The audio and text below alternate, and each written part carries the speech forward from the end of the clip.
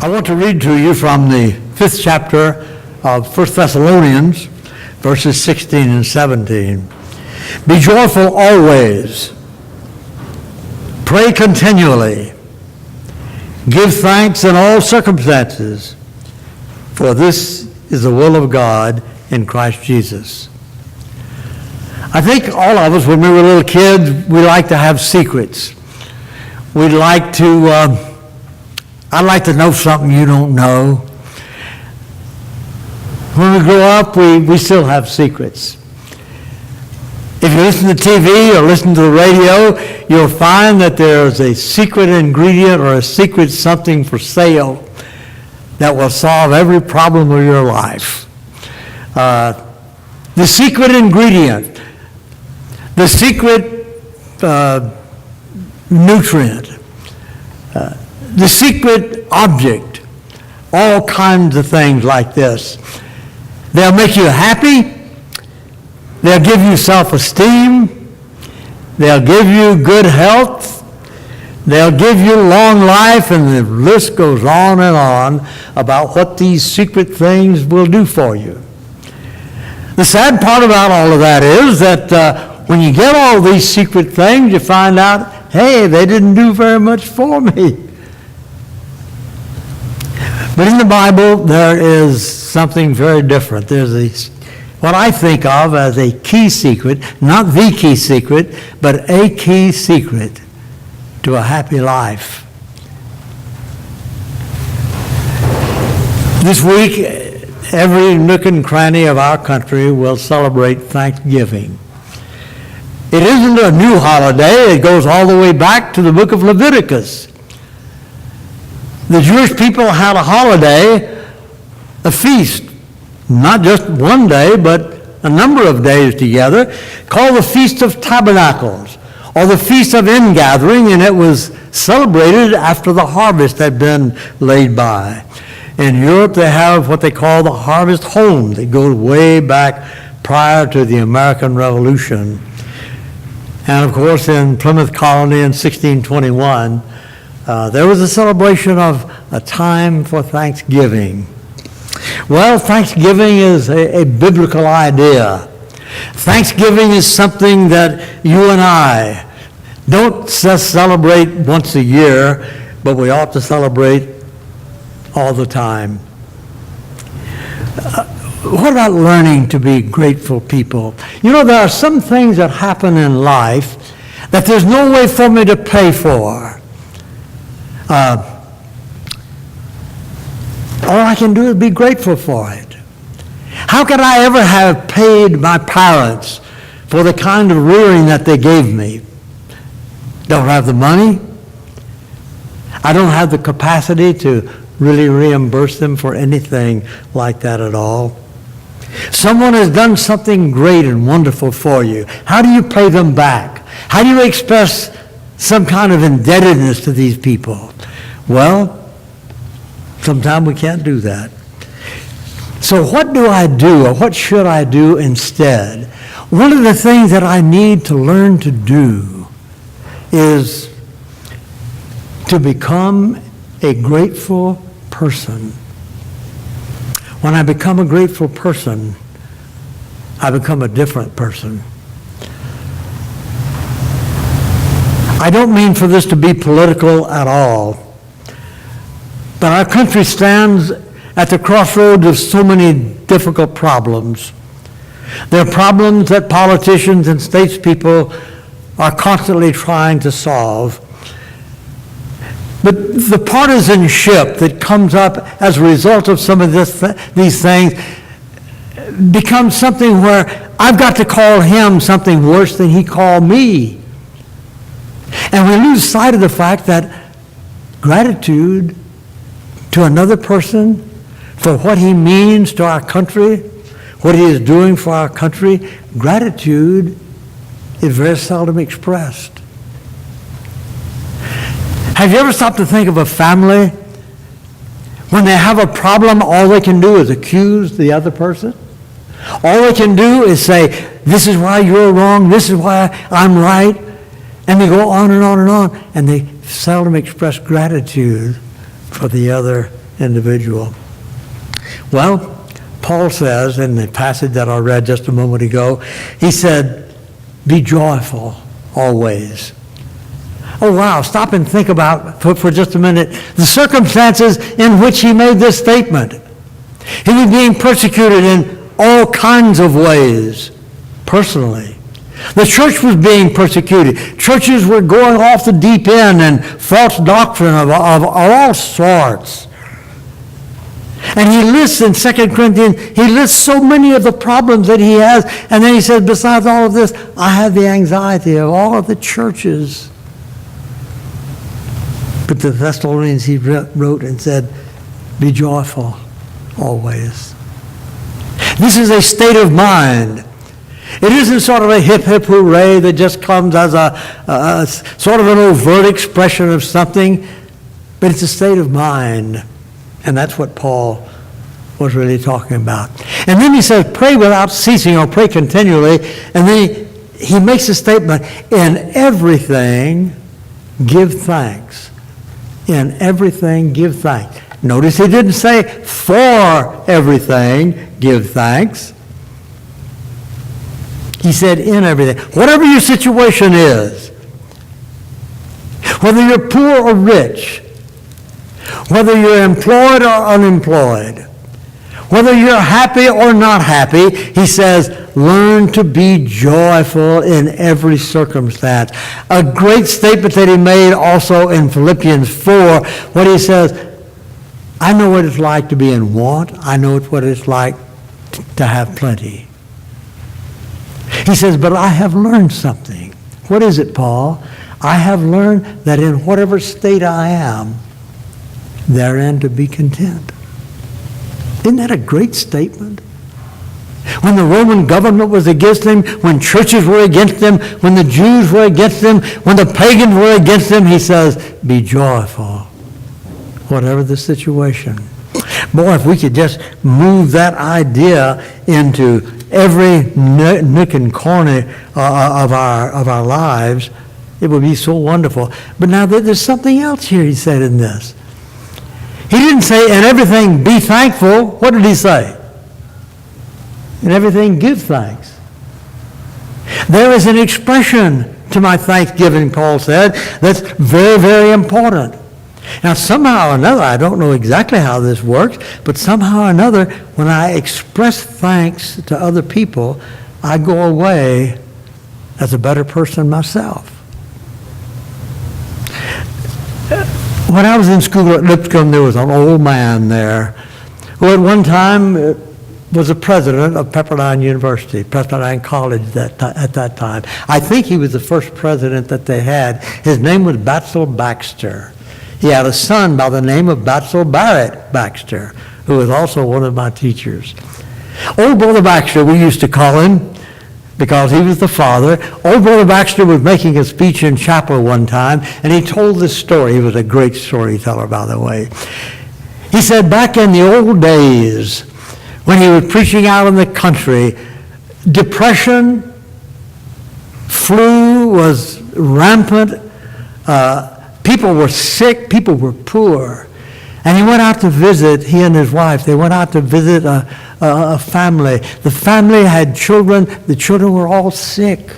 The wife was sick. The husband was the only one in the family not sick. They were very, very poor. And everything seemed to be going against them. And Brother and Sister Baxter came in and visited with them.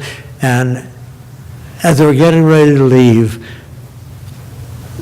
this man who had so many troubles put his hand on the shoulder of Brother Baxter and said, Brother Baxter, we've got so much to be thankful for. That touched Brother Baxter so deeply. He said, you know, my wife and I drove down the road a little, and we stopped.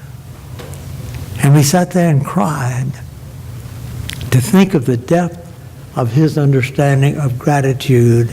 And I have so much more than he had, and yet maybe I've lost some of my sense of gratitude. Well, I remember one time I was flying Southwest Airlines, and when we landed, the captain got out of the cockpit there, and he kind of came to the opening there, where we're getting ready to go out. And as I passed by, I spoke to him and I said, "Thanks for a safe trip." Now, I don't know, well, he appreciated that. He said, "Thank you, I appreciate that." I don't think he went home and said to his wife, "Oh, guess what happened today? Somebody thanked me for a safe trip." No, he probably didn't do that. He probably didn't tell his children that. I can't help but think that somehow or another he felt a little better, though, when somebody thanked him. I know this. I felt better. I haven't forgotten that. You see, when we express gratitude, not when we're just thankful, when we express gratitude for someone we don't like even, one that is opposed to us, but when we express gratitude for what they are and what they are that's fine and admirable, that does something to me, and it does something to the person to whom I speak. Harold Thomas, he died a number of years ago. I met him when I was up in, I was in the Merchant Marine during the Second World War. He was up in New England, and then I met him again down here, and I read something that he wrote about gratitude that just struck me so very, very important. He said, "Gratitude is the sweet lubricant that oils the complex machinery of life." I wish I could think of things like that, Gratitude. Gratitude makes life so much smoother. In the first chapter of Romans, Paul spoke of the lack of thanksgiving of sinful people. And if you read the first chapter of Romans, beginning with about the 18th verse, read what Paul says about the fact that the people did not give thanks, and then he lists the most abominable list of evil things that you find anywhere in the entire New Testament. He said this is the root, or a root, of the unhappiness and the evil that is in the world today. I think sometime of the book of 1 Corinthians. If you haven't read that book lately, maybe it'd be good to go back and read it. The Corinthian church was the most corrupt church that we have anywhere in the entire Bible. They had animosity in the church. They had adultery in the church, incest. They had false teaching about the Lord's Supper. Some of the members of the church were taking each other to law. Some denied the resurrection. All kinds of problems in that church. You know how Paul started out the letter? He says, "I thank God for you." I thank God for you. You see, Paul was so interested in being sure that gratitude dominated his life, that even when people were very, very evil, Paul says, "I thank God for you." Well, I'm not thanking God for your evil. I'm not thanking God for your division. But I thank God for whatever is good in each one of you. Well, if you read the history of Israel, you're going to run into something. And the older versions, it uses the word murmur. Israel murmured. What does that mean? Gripe, gripe, gripe. That's what it means. Israel griped. Israel found all kinds of things to be complaining about. Why? Because they weren't grateful. They lost the sense of gratitude. And consequently, the sense of griping is what began to determine their lives. Even the bitterest feelings can be calmed more quickly by the genuine expression of gratitude. When husbands and wives get into some kind of a squabble with each other, it isn't until love and gratitude take over the conversation that things are really solved. Now, things may be kind of crusted over and things like that. I'm talking about solving things. I'm not talking about just learning to live with things. I'm talking about solving things. I don't know where I got this quotation, but as I was preparing this lesson, I ran into this quotation that I had picked up from some source. I don't know where. I wish I could give credit for it, but here it is. You will find, I think, that worry is almost always connected with an error about time or place. We want to be somewhere that we're not. We want to be doing something that we cannot do. Or we want to have something that we cannot have. Gratitude helps us overcome all of these. Therefore, gratitude greatly contributes to an individual's personality. Now, I don't know about you, I really like that. Gratitude contributes to my personality. It makes me a more likable person. It makes me a more effective person. It makes me a person who relates better even to my adversaries, to say nothing of relating well to the people who are closest to me. Well, while I was preparing this, I also made a little list here. Now, this is not an exhaustive list in any sense of the word, but stop and think about the contrast, gratitude and ingratitude. Gratitude says, I owe much to many people, even my adversaries. Ingratitude says, this unfair society owes me a great deal. Gratitude says, I must give of my best to other people. Ingratitude says, I take everything I can get. Gratitude says, the world is filled with wonderful people. Ingratitude says, we live in a world filled with evil people. Gratitude says, I really want to help. Ingratitude says, why don't people ever do things for me? Gratitude says, life is good even when things are tough. Ingratitude says, I hardly ever have a good day. Now, you can go on and on and on with that. The same things can be said about optimism and pessimism. So the question comes down, how can I learn to be a grateful person? How can I learn that? I might say from my own perspective, I think that's a hard job. I think it's really difficult for me to become a grateful person. Hopefully, I'm more grateful now than I was 5 years ago or whatever. It needs to grow. But one of the things that I need to do is stop and think about the idea of gratitude and ingratitude in the Bible. For example, over there in Leviticus 23 that I mentioned a moment ago, the Jews celebrated the gathering in of their harvest. How did they celebrate it? It was a religious celebration, folks. A religious celebration. They weren't just saying, I'm grateful. They were expressing it in all kinds of things. And if you want to really read something interesting, you ought to read Josephus and what the Jewish historian said about how they celebrated this wonderful time.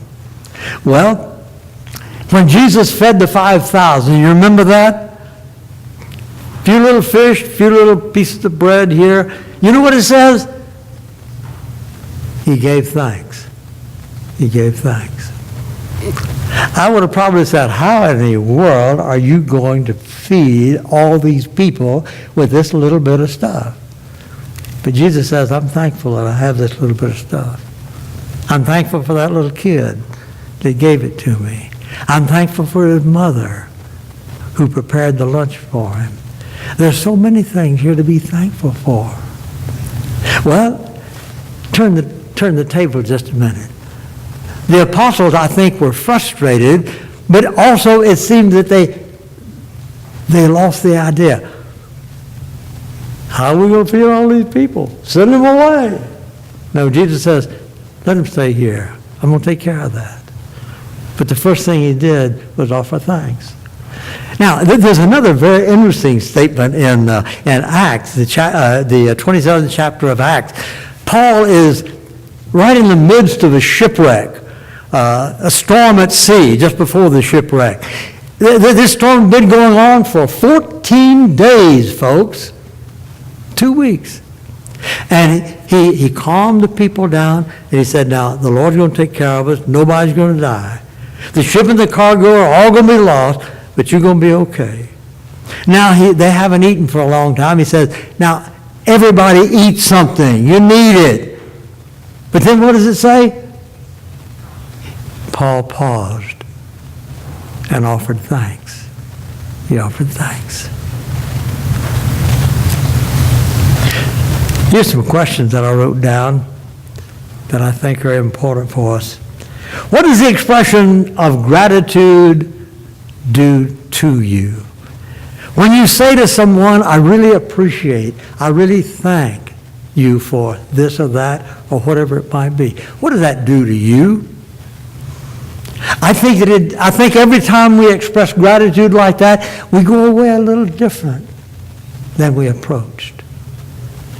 But it has to be expressed. It isn't just the idea of being grateful, it's the idea of expressing that gratitude.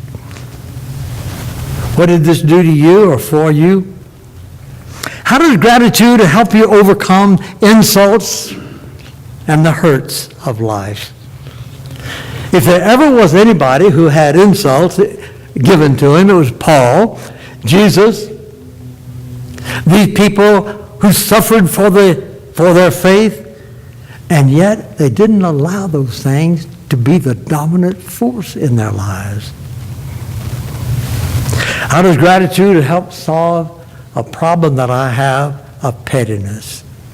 I can get upset and angry over little things. They just gripe me, they hack me, I don't like them, and the first thing you know, grows and grows and grows, and it begins dominating my life. I know of a man whose wife said something to him, wasn't very important, and the first thing you know, it started getting blown all out of shape, and it grew and grew and grew, and finally they separated. They separated over something like, gee, I didn't like the biscuits that you baked today. It was something so trivial, And yet, ingratitude leads to this kind of thing. So my pettiness, if I'm not careful, will become prominent in my life. How does gratitude affect our grudges against other people? Now don't say, I don't have any grudges. Well, maybe you don't have any right now, but you've got some coming. Or something you just turned loose of.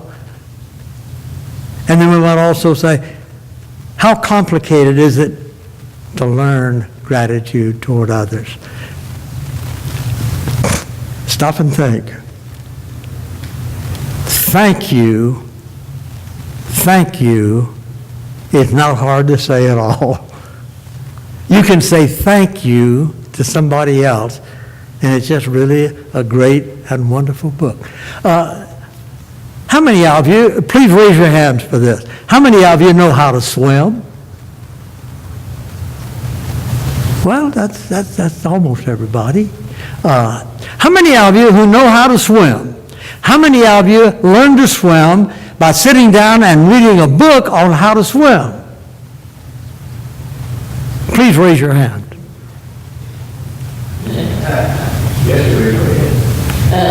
You learned it that way.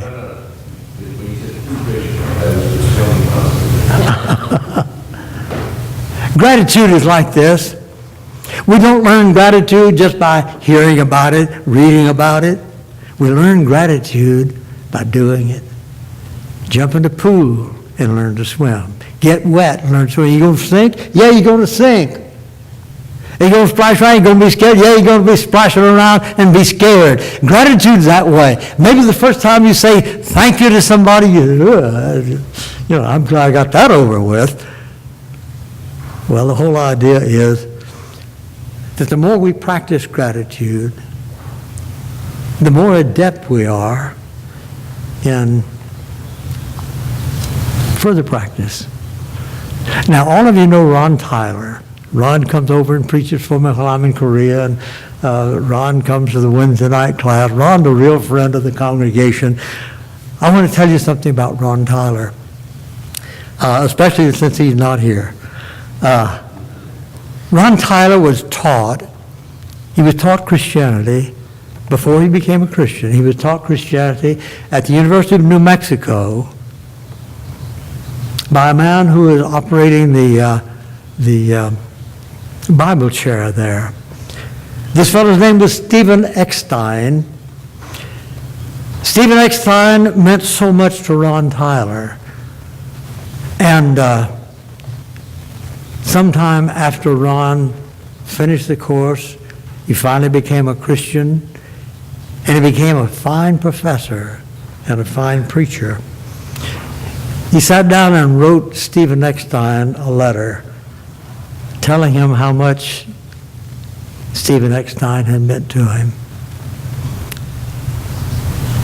He found out later that when Stephen Eckstein got that letter, it was so deeply felt, both by Ron and by Stephen, that he sat down and cried because it meant so much to him.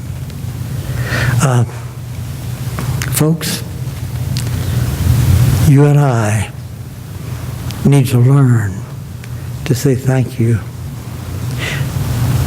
I heard a man say one time, people can take away my money, they can take away my position in life, they can take away my reputation, they can take away my friends, but no one can take away my right to live a life of gratitude. Let's learn to do what we teach our children to do, simply to learn to say thank you. It isn't until we learn to say thank you to God that we can be Christians. We have to surrender ourselves to the Lord and come to Him on His terms and obey His gospel. Be baptized into Christ and raised to walk a new life. That's His invitation to you this morning. If you're not a Christian, we invite you to stand, to come while we stand. Let's stand together.